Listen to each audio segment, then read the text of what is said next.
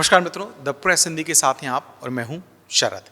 लोकसभा में ये गंभीर मुद्रा सत्र आरंभ की नहीं बल्कि अंत की है।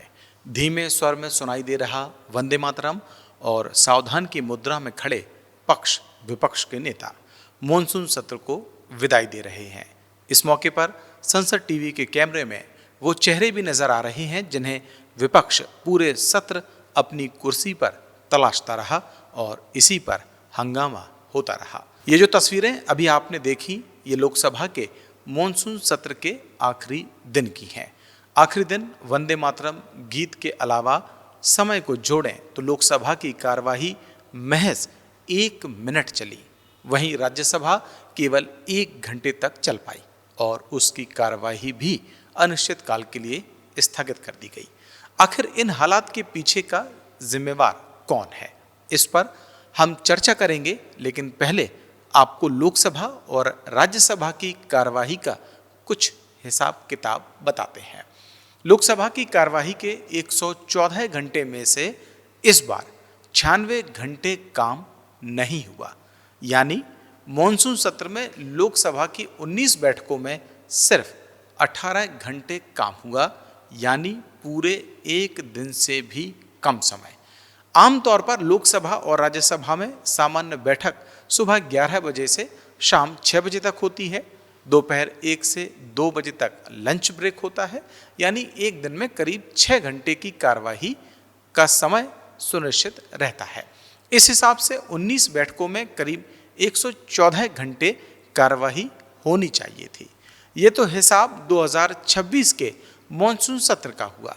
अब इसकी तुलना 2025 से भी कर लेते हैं, यानी 2025 के मॉनसून सत्र के कामकाज की तुलना बताते हैं। तो 2025 में मॉनसून सत्र 21 जुलाई से 21 अगस्त तक चला था। इसमें लोकसभा और राज्यसभा की 21 बैठकें हुई। लोकसभा में तब 37 घंटे काम हुआ था। अब अगर बात राज्यसभा की करें तो राज्यसभा में 114 घंटे तक कार्रवाई होनी चाहिए थी, लेकिन हुई केवल 37 घंटे 24 मिनट। 2026 के मॉनसून सत्र में कुल 12 नए बिल पेश किए गए। इनमें 10 लोकसभा और 2 राज्यसभा में पेश हुए। लोकसभा में आए बिल टैक्स, बैंकिंग, खनन, ट्रिब्यूनल, जन्म मृत्यु पंजीकरण, परीक्षा में नकल रोकने वाला बिल, केरल का नाम बदलने वाला, सुप्रीम कोर्ट में जजों की संख्या जैसे मुद्दे पर जो बिल हैं वो आए। कुछ बिल बिना चर्चा के पास भी हो गए। संसद चलाने में खर्च की बात वैसे अब बहुत पुरानी हो चुकी है, लेकिन आपकी याददाश्त के लिए बताते चलते हैं। तो संसद चलाने में 1 मिनट में औसतन करीब 2.5 लाख रुपए खर्च होते हैं। ध्यान रहे, सिर्फ 1 मिनट में 2.5 लाख रुपए। ये वो पैसा होता है जो देश की आम जनता का होता है, यानी हमारे और आपके टैक्स का पैसा जो आप सरकार को देते हैं। खैर, अब मुद्दे पर आते हैं कि आखिर सदन न चलने का जिम्मेवार है कौन। वैसे तो इसका जवाब ये है कि सत्ता पक्ष की ये जिम्मेवारी होती है कि वो सदन को सुचारू तरीके से चलाए, लेकिन वक्त वक्त पर इस प्रश्न के उत्तर की परिभाषा इतनी बार बदल चुकी है कि अब समझ नहीं आता कि दोष किसे दिया जाए। हालांकि एक बात साफ है कि मॉनसून सत्र के दौरान ही 20 जुलाई को दिल्ली के जंतर मंतर पर छात्र आंदोलन के दौरान लाठीचार्ज का जो घटनाक्रम हुआ, उसने सत्ता पक्ष यानी सरकार के लिए मुश्किल खड़ी की है।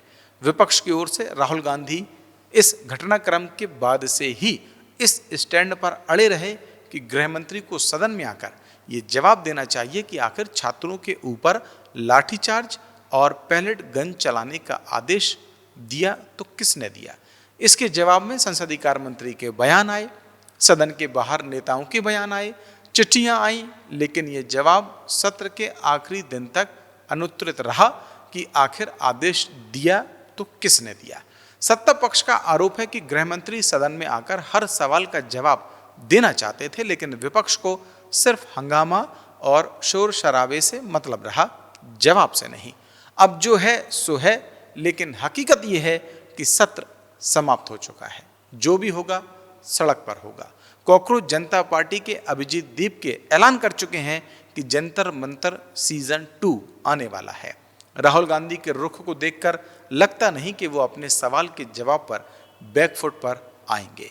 ऐसे में अब ये अहम हो चला है कि आखिर सरकार का रुख सदन से बाहर सड़क पर क्या होगा। क्या झारखंड के छात्र आंदोलन के सामने दिल्ली छात्र आंदोलन की गूंज फीकी पड़ जाएगी, या राहुल गांधी की तरह जेन जी गृह मंत्री के जवाब का इंतजार करेंगे। जो भी हो, सदन में बदले ना बदले, लेकिन सड़क पर सियासी समीकरण बदल रहे हैं। इस बात को बीजेपी और संघ भी समझ रहे हैं।